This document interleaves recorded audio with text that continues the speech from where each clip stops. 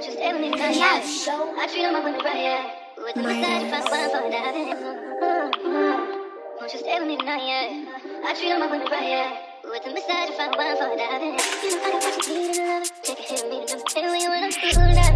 guys, and welcome back to my channel. Welcome to a week in my life applying for a French visa. Okay, it's actually not that exciting. So you guys are going to be joining me this week as I start the process to apply for my visa. So we're definitely probably not going to get to the very end of the process because it's a multi-step process and there are processing points, right? So for step 1 this week, we are really going to be focusing on the Études en France application. So that is the very first thing that you need to do if you're applying for a student visa to stay in France for 90 days or more. And once you submit that portion of your application, they do have to process it and you have to wait for them to return that document to you before you can even go to the France Visas website, which is a separate website, and upload your documents and then be able to schedule your visa interview. And then, one more step, my friends. After that interview, you bring your documents and they've compiled it, reviewed it. Then they will send all of your information to the French embassy, French consulate in your country, and they will process your documents and determine if you get your study abroad visa or if you don't get your student. And that is when the process is done. So it is a 3-step process, and I'm probably going to have to do 3 separate weekly vlogs to kind of take you guys through that because it's a lot. Okay. So like I said, our step 1, we are headed to Études en France to make our account. So the website is actually not, you can just type in Études en France and you will get the actual website, but the actual website where you make your account, it's like pastel.diplomatie.gouv.france. Yeah, so when you type it in, I will put it here. I've also linked everything down below for you guys just to click on. But it's that link right there. You create your account, and then that's when you get started doing that first portion. So this portion is basically where they kind of just approve your plans and like what you're doing. Why are you studying abroad, I guess. And so, like I said, Campus France has a literal 32-page document that takes you through each and every step. So I really do recommend you reference that as we go through this. And I'm actually going to go through this with you guys, kind of. I'm probably going to just read it to you guys while you guys watch me work on the document, okay? And the Campus France is more so like a 2-step process. And so you have to create your account, and then you have to pay the Campus France fee, like I mentioned, and then submit your paperwork to Campus France USA. Yay! Okay. And so that's the part where we're starting at, and that's what we're working on today. It is Sunday, the beginning of my week, and so yeah, let's get into it. Oop. Just wanna get close to you, yeah. Just wanna get close to you, yeah.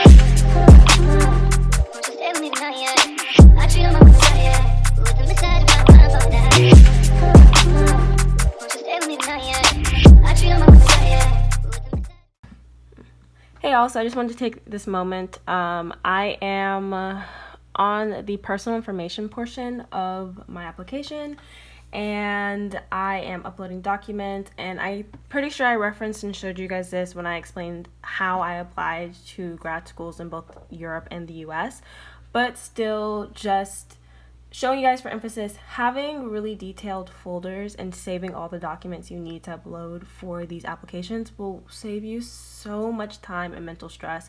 So I have on my computer, I have this folder which is called Grad School Apps, and once I click on it, these are separate folders I made for each grad school and fellowship that I applied to, and like the specific documents that I needed for each application, right? So American had different things that they needed, you know, Georgia Tech had different things they needed, etc.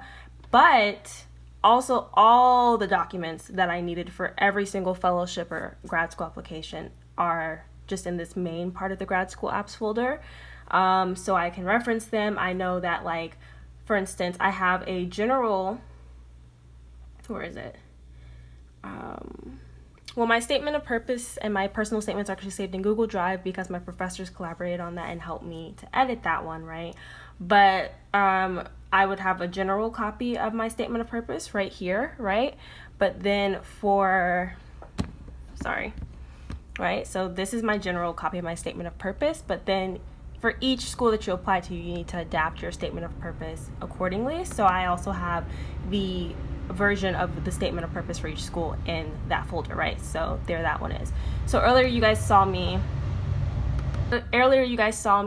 completing my statement of purpose for the Études en France application, which is part of step 1, and I literally just took my grad school statement of purpose for INSPO because it literally answers the same questions that the statement of purpose they're requesting in the Études en France application. Here, I had to condense it down to 1,500 characters, so I just copied it, and as you guys saw, condensed it accordingly. Like I said, being really organized with this will benefit you greatly. And yeah, so we're gonna get back to it.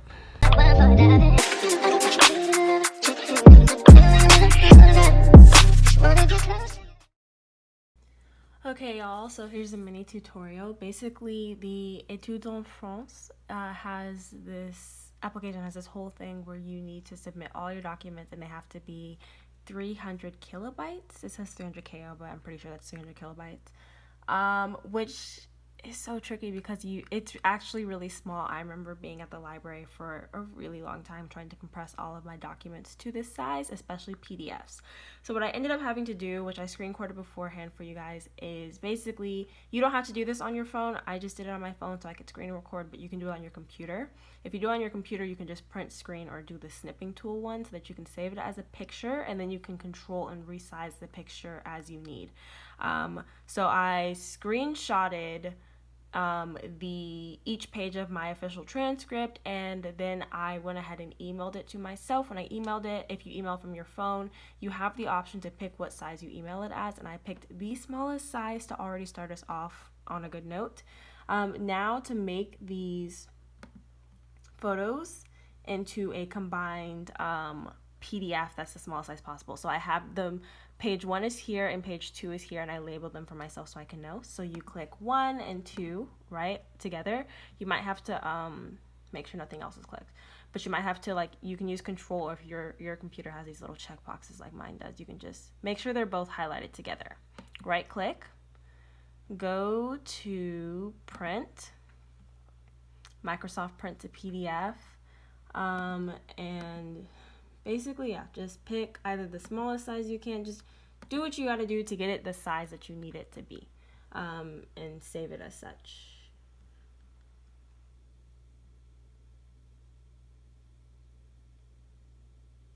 Let's see options, actually.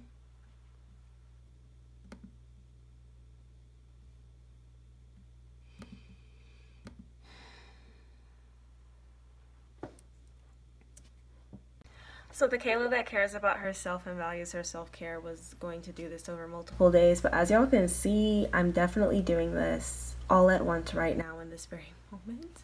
It's 12:53 a.m.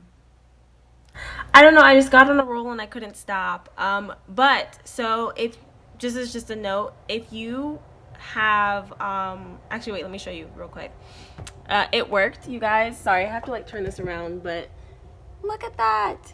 It is officially uploaded, and that worked to make it the smallest size possible so that I could still upload it and get like a readable copy of my official transcript. Okay, so that's really good. Also, this is going a little faster for me just because since I have already been approved through the Études en France system, whatever, beforehand, a lot of my stuff has already been completed. The only thing I'm concerned about is that they have an old phone number and address for me on file, and there's no option to modify it.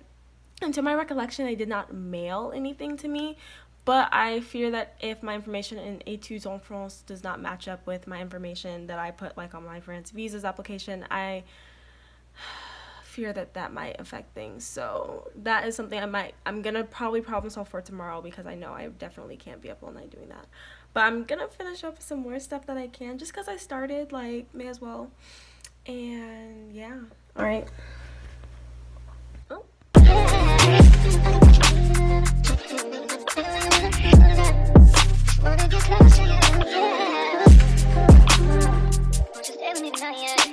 Just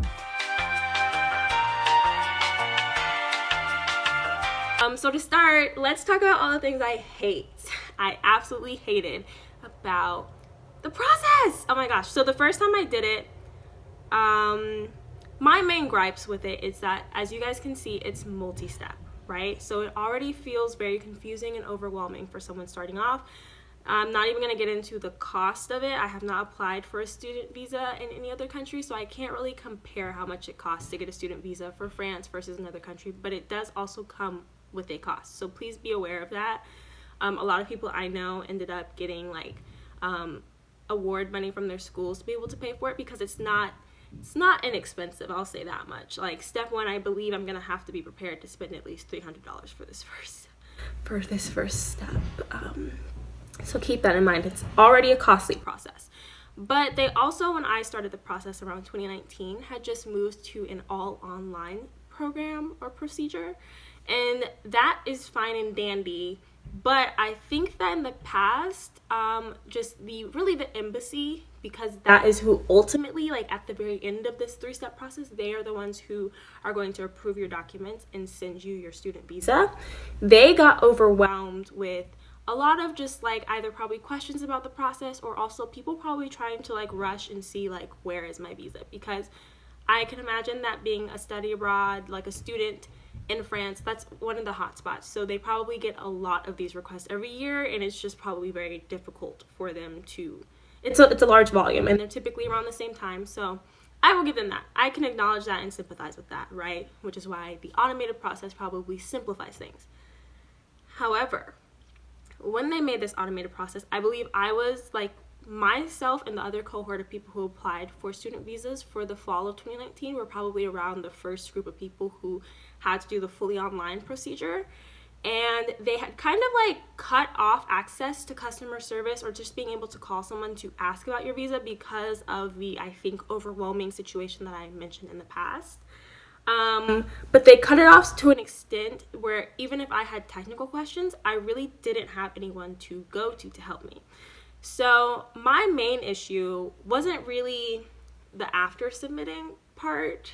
I have my gripes, but I'm more frustrated with the fact that my application was already complicated from the beginning, because either I made a mistake or something happened with the website where it would not let me go past the first page of the online application for the France Visas website. And they really wanted you to submit all of your documents virtually, and so they really were not kind of like, it was kind of hard to find, but you really are not supposed to send in physical documents. They wanted you to have everything sent virtually, right? But the application would not let me get past the first stage. I called several friends who I knew were already applying for visas at the same time as me. I asked, did I put something in wrong? Like, what is going on? And then when I tried to find customer service lines, email points where I could email someone and explain what was happening to me, no one could help me. No one would answer. The French embassy literally had like a portion on their website or something that was basically just like, don't call. Don't do it. You know? And so I did at some point try to break the rule, because I was just like, I'm not even asking about a visa. I haven't even submitted it yet. I just need to get to the step where I can submit it. So please help me. And still I was met with kind of like rudeness, like not even really hearing out what I was trying to ask about, because I was really having technical difficulties at the beginning. And then the people who were available to help me, which was really the third-party agency that you go to do your interview process, they just, there was only so much they knew and so much they could do, so they were not able to help me either. And so by the time I got to my interview, I just kind of had to finesse an interview date, and then I showed up and I was like, yeah, so I don't have an online application stuff. I was not able to print off an online application to show you. I just have all my physical documents, and I filled out the online application manually. So please, like, help me. And they did what they could, and they just went ahead and mailed it to the French embassy. And that was, like, I appreciate that third-party group. I'm not complaining about them or even the Études en France team, because they helped me out when I needed to and did what they needed to do. It was more so the French embassy that was just incredibly unhelpful, and it was their France Visas website that I was having issues with, and there's virtually no customer service or technical help support that you can find on the website. So that was very frustrating, and I think that they need to improve that, honestly. Like, there's just no reason that someone can't get technical support, period. There's just no reason. And that was 2019. It's now 2021, so that was also a new program they were working with. So hopefully by now, maybe some other people have complained as well, and they've put in other things so that people can get that type of help if they need it during the process. I also did end up ultimately getting my visa late because after I submitted my documents, I had already kind of opted for a slower process because it slows down your application when you have to send in the physical documents that they have to review. That's why they also want you to submit it online or submit a completed online application.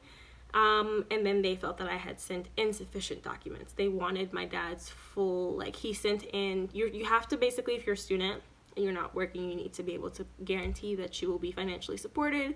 And basically my father sending, like, the note that establishes what his salary is for the year was not enough. They wanted bank statements, which, like, I kind of think that's none of your business, but they also wanted that. And then once I sent that, they sent my student visa.